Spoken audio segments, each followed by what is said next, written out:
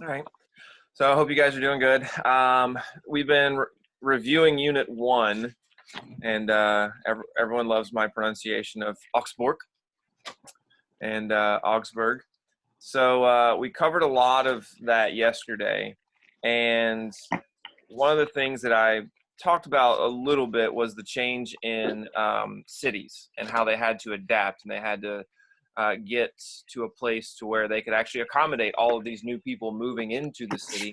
And social changes are kind of extreme during this time period, because you begin to see it switch from an agrarian society to something that becomes more reliant on cities. And not that it's going to be completely reliant on cities until the Industrial Revolution, but you begin to see this switch. And what that's going to do is it's going to affect the family structure.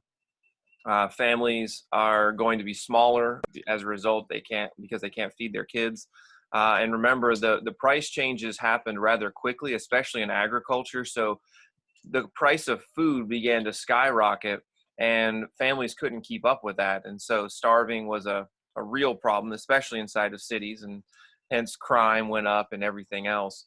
And so there were some social changes in that regard. You begin to see power leaving the people who own land.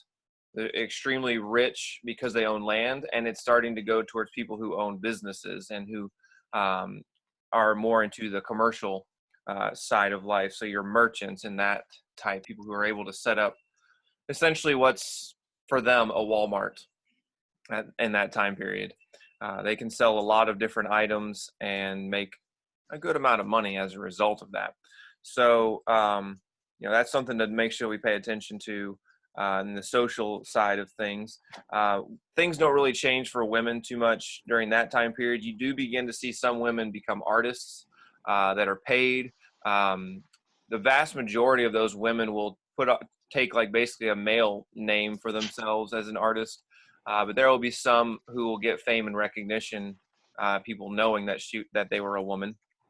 But you do see some women able to work a little bit during this time period, but it's a long way off before you're going to see any sort of major changes for them during this lovely time of the Renaissance. Anything else we need to add for Unit 1?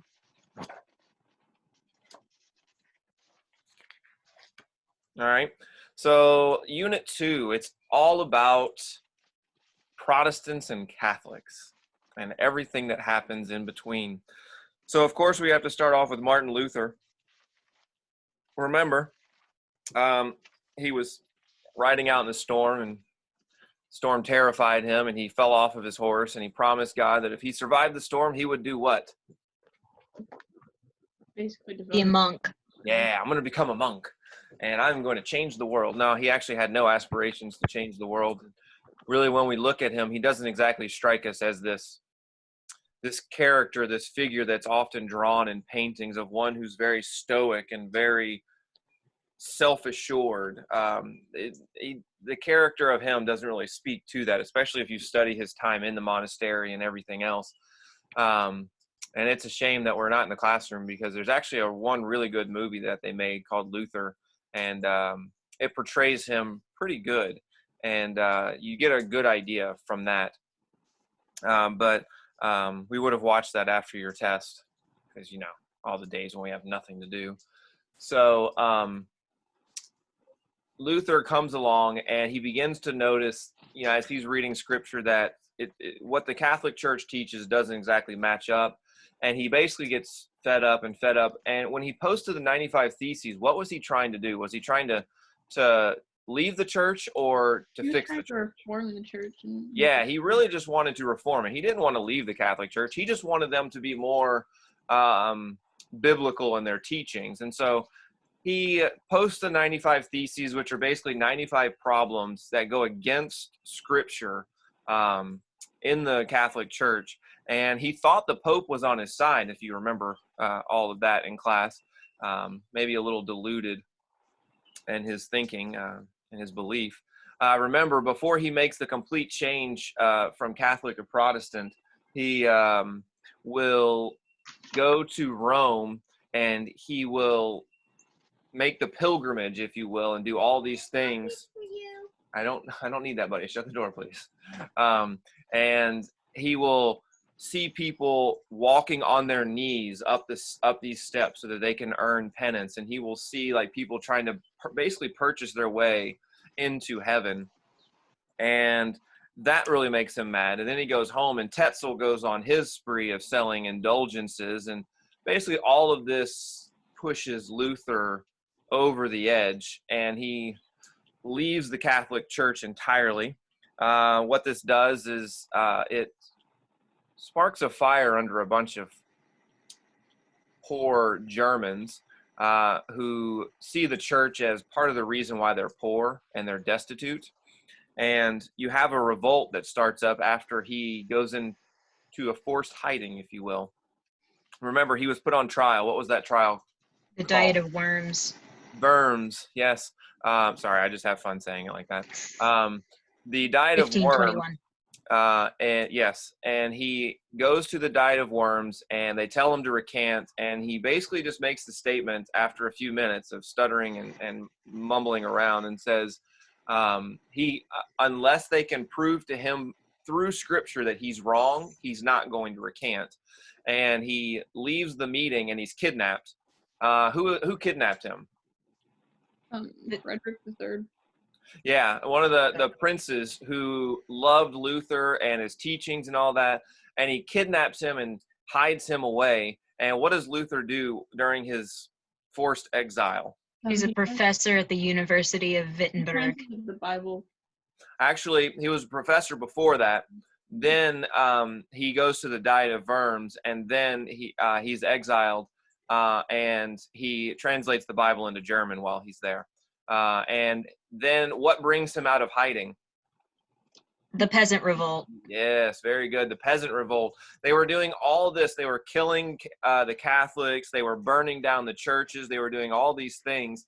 And it was all in the name of Martin Luther. And he was like, wait a minute, no. That's not what you want. I mean, if the Catholic Church is going against Scripture, now everyone who's following you is going against Scripture. It's probably time to stand up and say something.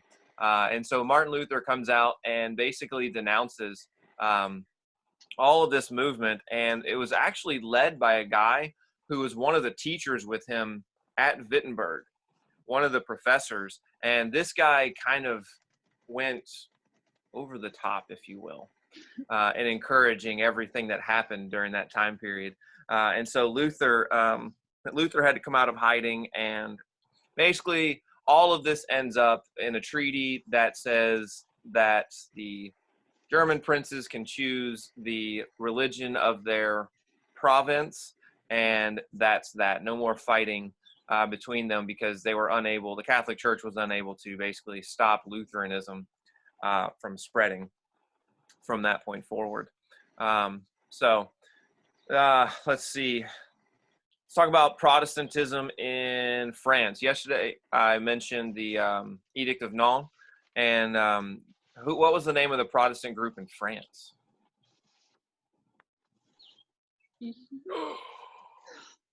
Huguenots. Huguenots. That's Yeah. what I was going to say. The Huguenots are the Protestant group in France. And remember, what were they well known for? They were good craftsmen. And they were some of the best in the world at that time period. And the Edict of Nantes allowed the Huguenots to stay in France. It allowed them to worship. It allowed them to have certain rights. And it was very generous, because Henry IV himself was at one point a Catholic. Yeah, well, no, he was a Protestant. He became a Catholic. Remember, he made the statement, the throne is worth, or the crown is worth a mass. A mass. Yeah. Very good. And so the Huguenots were there, and so the Edict of Nantes is going on. Now remember, not too long after the Edict of Nantes has passed and Henry IV is gone, the next king kind of revokes it, and because his mother tells him to, and you have a lot of problems like the St. Valentine's Day Massacre and so on and so forth. And what do the Huguenots do at that point? They all go to Sweden? Well, some went to Sweden. Some went to the Netherlands, which is an area that had freedom of religion, and you could be Catholic or Protestant at that point. And a large group of them actually end up Where? In Where? America. Or, Yeah, they end up going to America. It's what put America on the map as like a place to have finished goods because they were such skilled craftsmen and they would learn from the Huguenots and the amount, just the care that they put into it and the perfection that they had. And so if you can study under someone like that, you're on a pretty good footing yourself. And so they were doing very well. To mention another Protestant group that tried to get out from underneath the monarch's control, the Puritans. Remember, they wanted to purify the church, and they ended up leaving and going to America themselves. Anybody remember what colony they started? Massachusetts. okay. It's a simple one. So they started Massachusetts. The Pilgrims are the ones who started Plymouth. And so you have all these different Protestant groups that are rising up, and they'll have a period of good time in their country, and then eventually they're run out. And there's really 3 countries that they can go to, or 3 places that they can go to. One of them's not a country yet, and that's the Netherlands, Poland, or to the New World to get any sort of freedom away from monarchs who try to control them. Now in England, for those who stayed, you had a very long period of fighting that takes place. What's that called?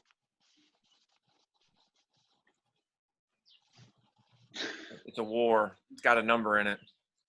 30 Years' War. There we go. The 30 Years' War takes place and begins in 1618. Is going to go to 1648. Now, do they fight 30 years straight?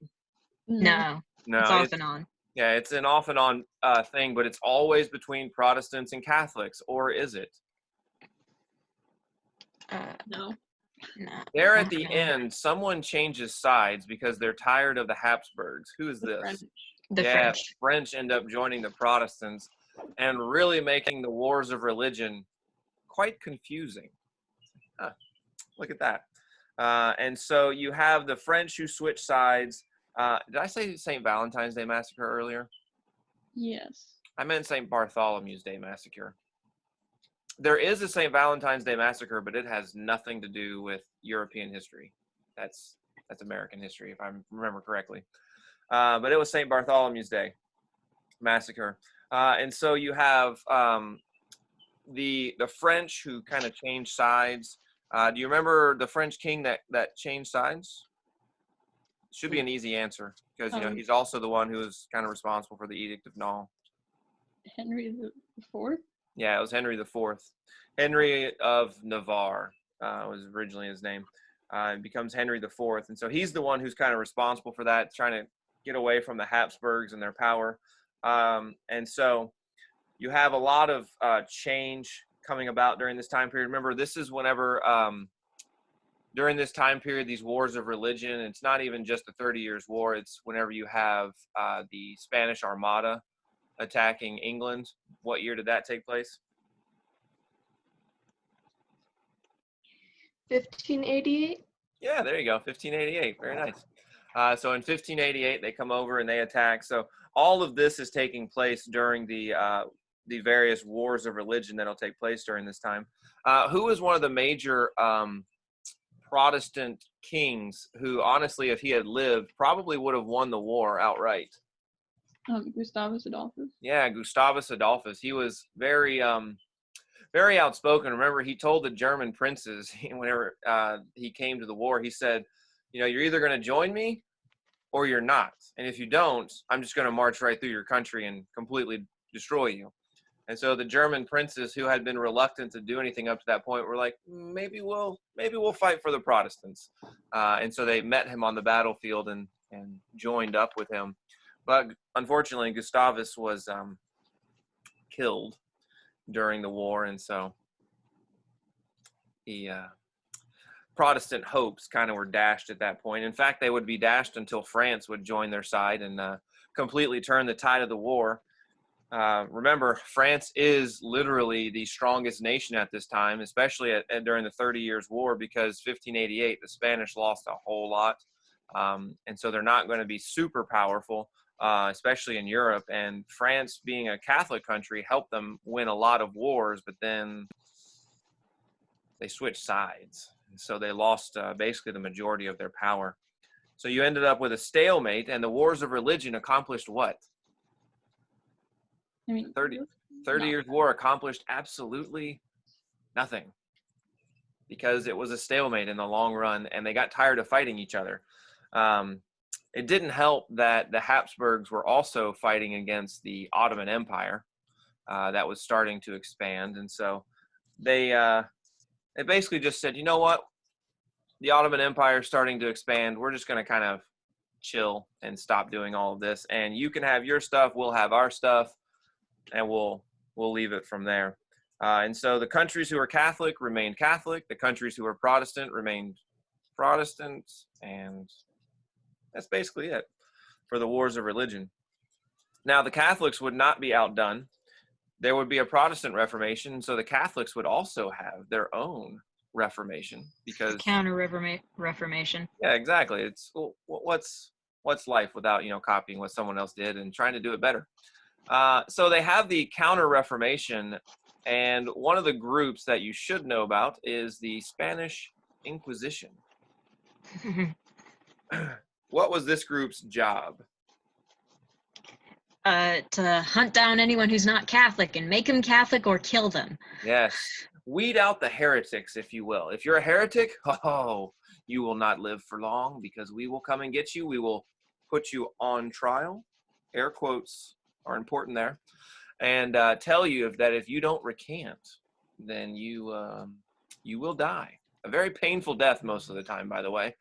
And the problem with the Inquisition was, did they really need proof that you were a heretic? No. No, absolutely not. They were very happy garroting anyone. Yeah, and on top of that, I mean, let's say you had a neighbor and you didn't like that neighbor, or you wanted that neighbor's land. What better way to do it than accusing them of being a heretic? If they're killed, you can purchase their land outright. If they survive, they're kind of discredited, and they'll probably need money at some point, and so you can still purchase their land. So it works out in every single way, shape, or form. And so they'd never really checked into a lot of these things. And if someone was a friend of the Catholic Church, if you will, and they accused someone, they would immediately run with it and not even ask questions and just be like, oh, they're a heretic. And so that's one part of the Counter-Reformation. Now, you did have some, at least, groups that tried to help. There was a group of nuns we talked about. The Carmelite Order of Nuns. The Carmelite Order of Nuns. That's one group who kind of comes in, and they tried. I mean, they tried to be successful. And by the way, you do see the church relying on nuns quite a bit during this time period. Why? Because a lot of the men died in the 30 Years' War. They couldn't find priests because so many men died between 1618 and 1648. Even just, throwing out the wars, disease, and everything else that comes around. So it's not going so well for them. And so they need people. So they begin to rely on the female leadership. And so women inside the church start to gain a little bit more prominence. And once more men join back, then they'll lose that prominence. But it's a short-term gain for women at this time period. Let's see. Just trying to make sure we get everything that's important. One of the things that they debated during this time period was female education, and whether they should be educated, how long they should be educated for. So that was one of the questions of the time. And the witchcraft. There we go. The witch hunt. Another part of the Spanish Inquisition. I don't know why we just call it the Spanish Inquisition, because it ranged all over the Catholic countries. It wasn't just in Spain. So if you were accused of being a witch, I think you guys remember, at least those of you who went on the trip last year, the witch trial.